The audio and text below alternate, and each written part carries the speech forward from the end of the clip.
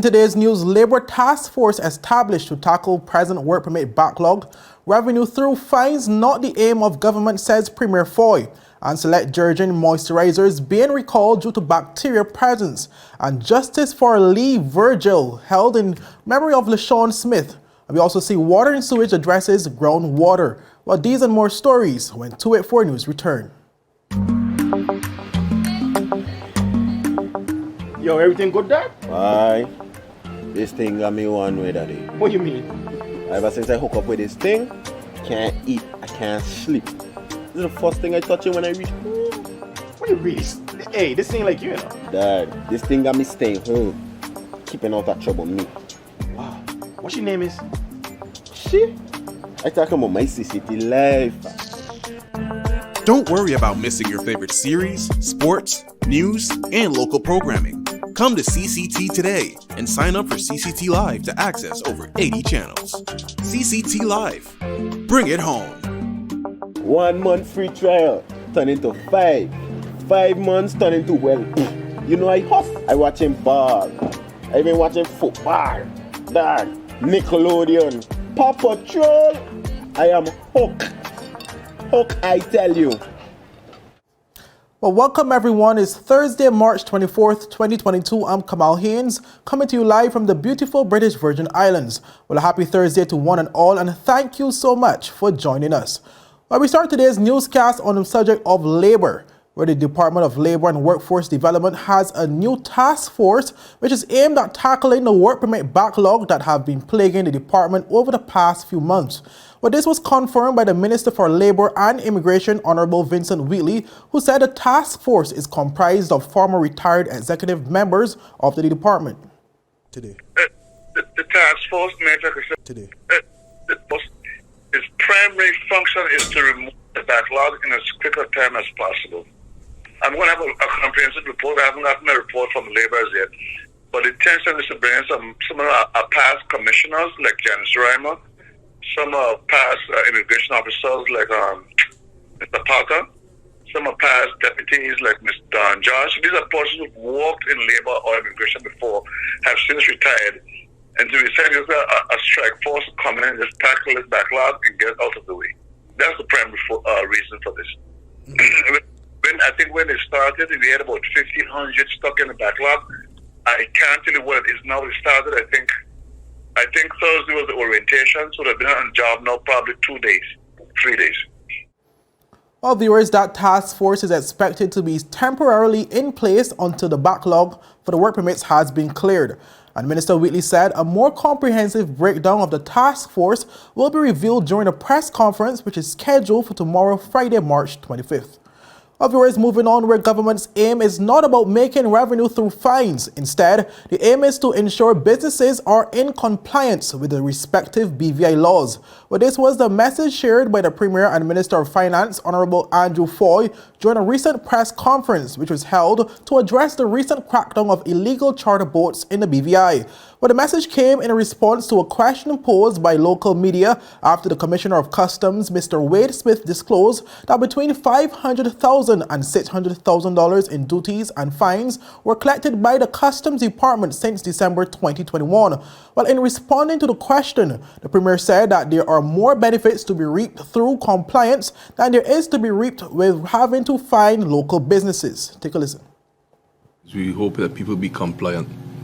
Our focus is to make sure that all the private sector continues to blossom so that they can hire persons, so that more and more persons could be employed and we don't have anyone in the unemployment line, so that more and more families can be able to better prepare and also be able to handle themselves economically and otherwise.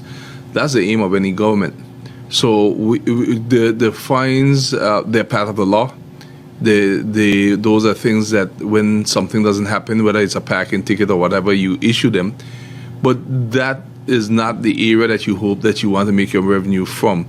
It is not a knock against the law enforcement agencies, because that is part of their job and it is part of the law.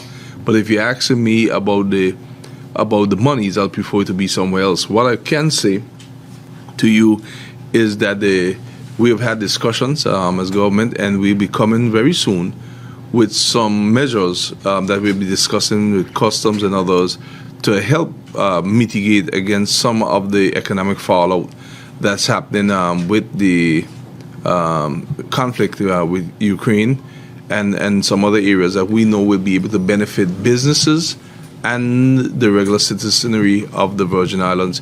So within the next 2 weeks at the most, you will hear some very innovative areas that we will be focusing on that we feel that can do our part to help mitigate, although we cannot control the world market. Well, moving on, viewers, where at least one local supermarket has joined in the call of asking customers to return select units of Jergen's Ultra Healing Moisturizers following a recall of the product by the manufacturer. A right-way food markets made the appeal on Wednesday via their social media platforms after the manufacturer KO USA Inc. issued a press release warning of the presence of a bacteria in select Jergen's products. Well, the specific product being recalled is the Jergen Ultra Healing Moisturizer, which is these 3-ounce and the 10-ounce products, which were manufactured between October 1st, 2021 and October 18th, 2021. Well, according to KO USA Inc., the bacterium, which they say basically poses little medical risk to healthy people. However, persons with health issues such as weakened immune systems are said to be more susceptible to infections, hence the recall as a precautionary measure. What they said, and I quote, "Well, further investigation to determine the scope of the issues is still ongoing." However, KO USA Inc. promptly took the precautionary step of issuing a voluntary recall of the affected product by removing the product in question from warehouses, working with retailers to ensure the product is removed from store shelves, and proactively notifying consumers, KO USA Inc. stated. Well, in the meantime, Rightway is asking customers with a specific Jergen's product to return the item whether unopened or used to any of their select branches. Well, up next, justice for Lee Vigil held in memory of LeSean Smith. Well, these and more stories after a word from our sponsors. There's a reason you get up on a morning. A reason you pick yourself up, start the day. Maybe it's sheer grit. Maybe it's your ethics. Maybe it's because you know people like you are waiting. For people just like you. We all have our reasons, and for Republic Bank, that reason is you. Every little thing, every big thing. It's all about making a difference in your life. Because after 182 years, if it's one thing we're sure about, is that the difference is you. We're here to help. Republic Bank, we're the one for you.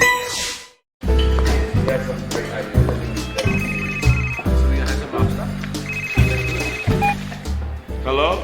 Wait, you had a lunch and you don't say you were sick? What happened to over the rehearsal? No, babe. I'm actually watching the news right now. Take a listen. Topping our newscast today, UFOs seen around Tortola Pier Park. And District 3 residents outraged over no water supply. They simply cannot bathe. These and more stories when 284 News returns. Alright, babe, just get some rest, take 2 Advil, and I'll See you later. Bye. Okay, honey. I see you later. I love you. It's clear to see that Coconut Lounge is a place to be, the coolest cocktail lounge in the British Virgin Islands. A lounge like no other, with welcoming, professional service, and a breathtaking ambiance. Not forgetting a diverse selection of wines, beers, and signature cocktails. Cozy, comfortable, contemporary. Coconut Lounge at Tortola Pier Park. Visit us today. Well, welcome back, viewers. Well, last evening, family, friends, and community members gathered for a candlelight vigil in memory of murder victim LeSean A. Smith, who was 30 of Horse Path, who died in a shooting incident in Huntom's Gut on Thursday, February 24th, 2022. Well, our Ron Grant has the story. Last evening, family, friends, and community members gathered for a candlelight vigil in memory of murder victim Lee Sean A. Smith, 30 of Horsepath, who died in a shooting incident in Humpton's Gut on Thursday, February 24th, 2022. The vigil began at Spink's Bakery and led to Smith's place of business, Big Ballers, in Humpton's Gut. Throughout the evening, many persons addressed a large crowd, including 5th District Representative, the Honorable Kai Reimer, Health Minister, the Honorable Carvin Malone, Dr. Michael Turnbull, and family members. I'm always a joyful person. I passed the stage of being sad right now. I am angry. You understand?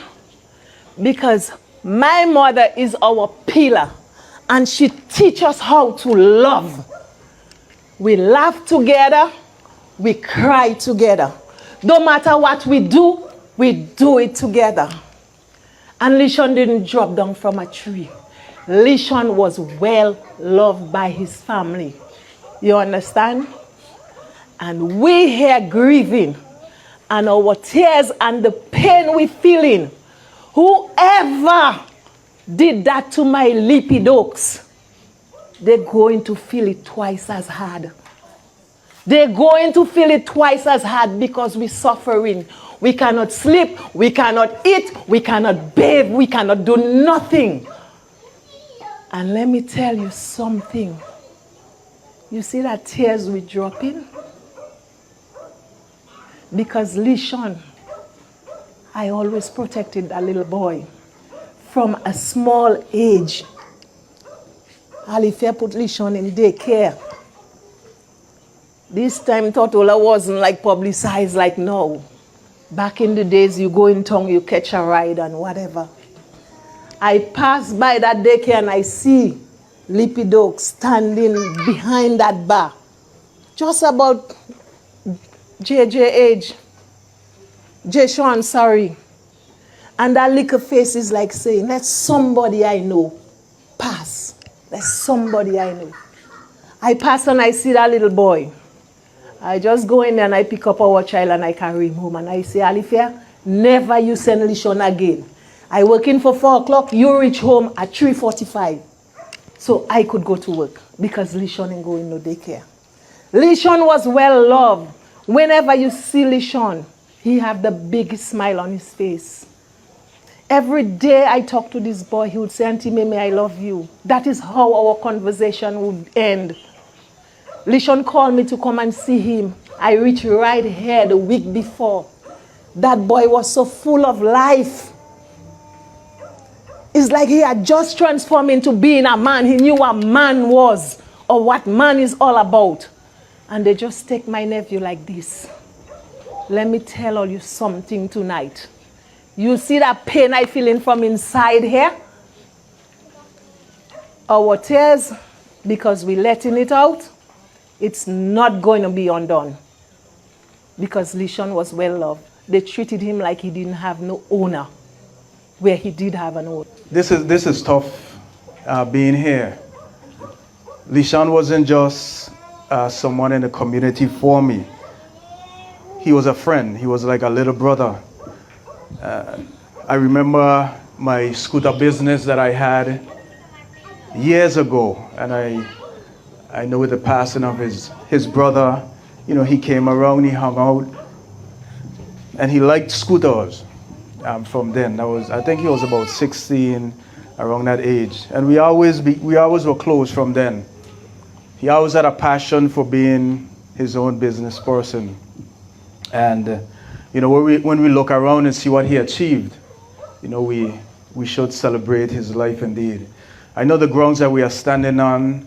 I remember when Lee Sean called me and he said he wants to put a car wash here, but it was just dirt and bush.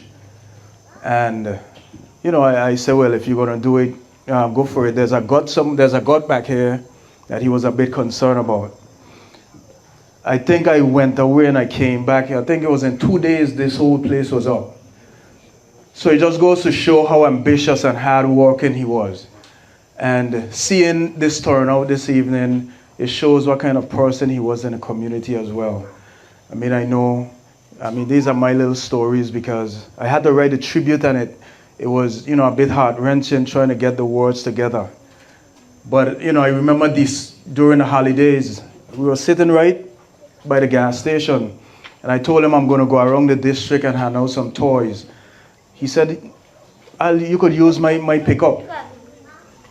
We were doing it in about 2 or 3 days, and the same day or days after, he decorated the truck, the pickup, with lights, and he was all excited and ready to go.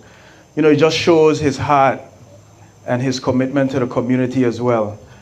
And I know this is a sad moment, but we should reflect on his life and know the goodness that he did for so many in the community. I look around, I see his friends, I know all the guys who are around him, and we all loved him. And we will always be here with his his children, his family, and so forth. And it just goes to show how much he was loved. I looked on the screen, I see that there are about 400 or 500 persons viewing right now and online. So his audience spread wide. And I just want to offer my condolences on behalf of my family, on behalf of the district. And I know we had a vigil on Saturday, and it was announced that there's an amnesty to turn in your guns. So I encourage persons in the community who may have a gun, just go turn it in. We get nowhere with these guns. I just want to share with us here, as Lil Sean was a friend and a brother to us that are standing here, and for us who have lost other brothers, are we our brother's keeper? Cain was upset because he wasn't treated like Abel. So he killed his brother Abel. And he was jealous of Abel. But God looked at him and said, won't you be loved just like your brother if you do the right thing? And Cain was still angry, and he devised to set up his brother and kill him. And when God asked him, where's your brother? He asked if I'm my brother's keeper. Tonight, if you're listening, if you're here, I want all of you to understand, regardless of where we are in these Virgin Islands, we are our brother's keeper. We have to find a way to not allow our anger to overcome us.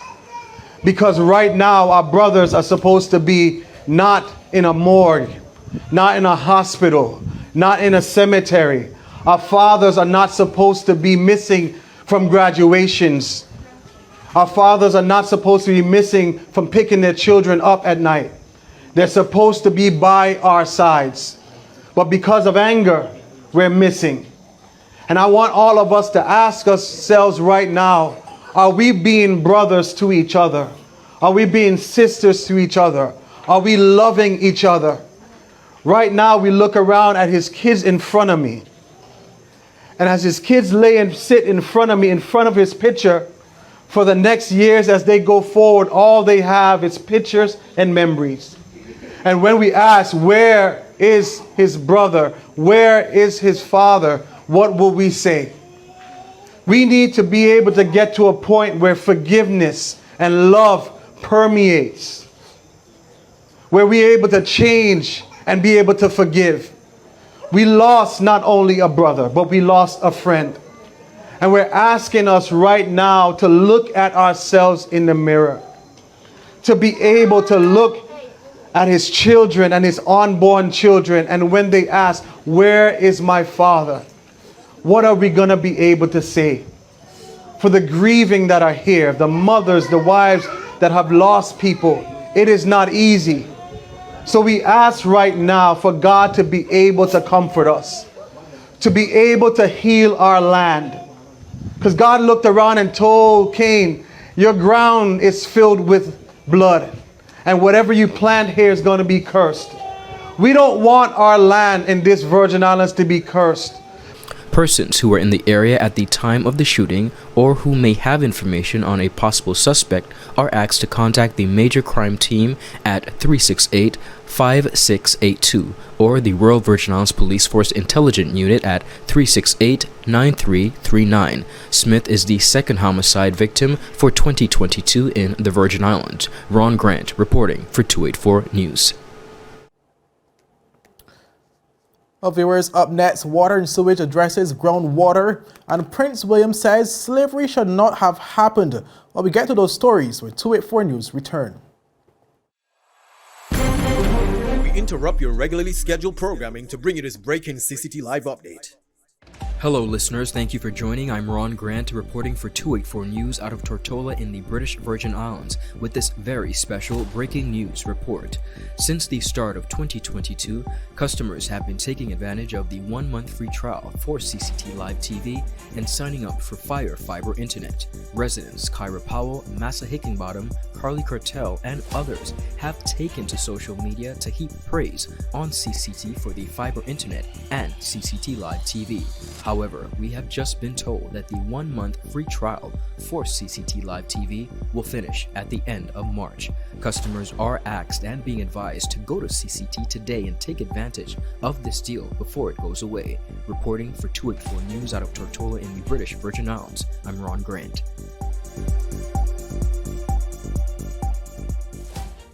You value traditions. Today, you value music. You value education. Family. I love you. Service. Thank you. You're welcome. Love. Life. At Popular, we're committed to you and everything our community values. For the things you value the most, count on us. Popular. Well, welcome back, viewers. Well, on Tuesday, March 22nd, the government observed World Water Day under the theme of groundwater. Well, the Director of Water and Sewage, Pearline Scatliff-Leonard, addressed the day and the team in a government report. Well, Scatliff specifically noted that while the government used to rely on groundwater, the territory outgrew this reliance and moved towards water desalination, which the Director says is not the most financially sustainable. Take a look. Talking about groundwater, water running on the ground from rains, from guts and so forth. And the department before would utilize that system to supply our customers, but we are growing. We have been developing, persons have been building homes and requesting water service. So eventually we outgrew that whole concept of utilizing groundwater to provide for us. So we move towards the desalination process, which is much more sustainable for us. Its purpose is to ensure that we're able to get the service to the customers that they expect. And so here's where we are, desalination. So it's like the desalination is, I guess, the mass consumption in a sense. Basically mass consumption. It's a process where you could ask for increase in consumption, increase in production rather. And so, here's where we are.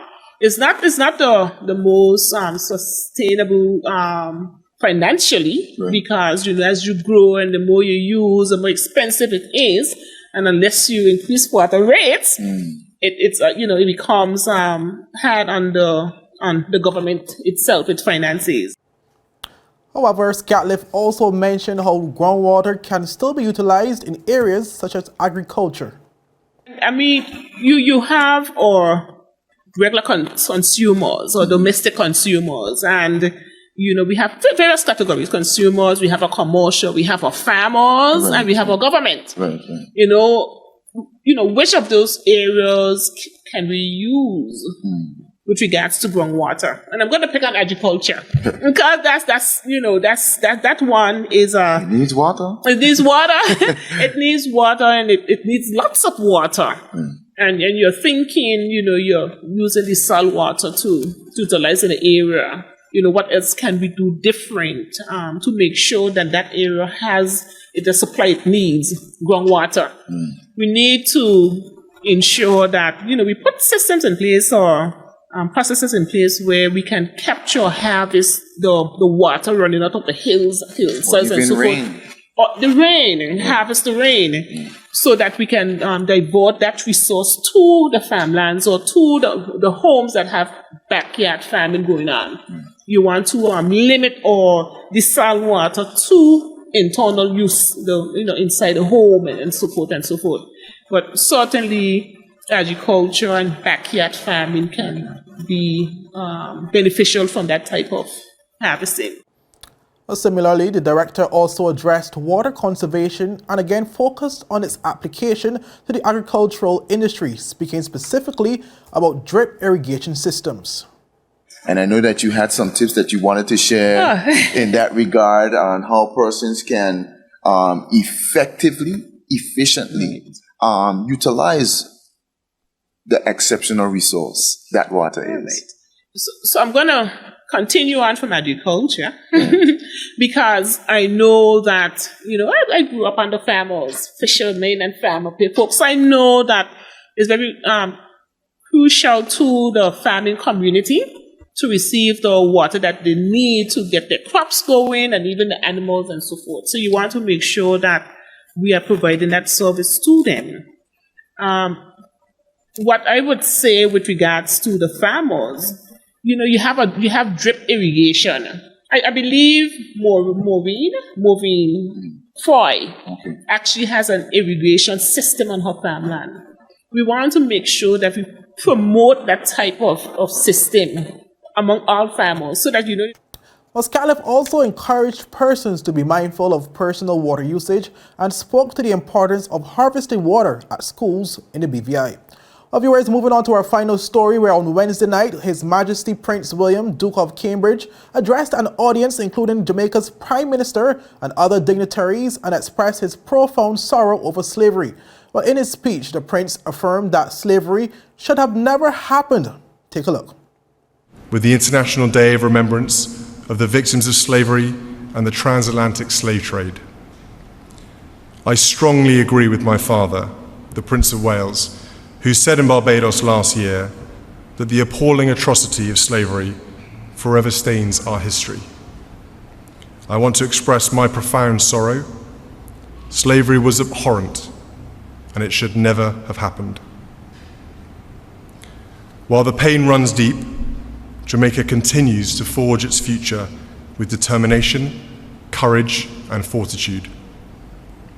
The strength and shared sense of purpose of the Jamaican people, represented in your flag and motto, celebrate an invincible spirit.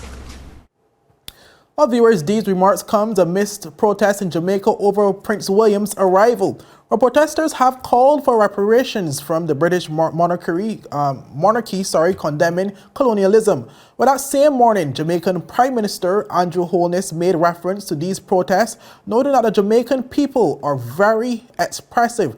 But the Prime Minister also noted that although Jamaicans are proud of their rich history, they are moving on.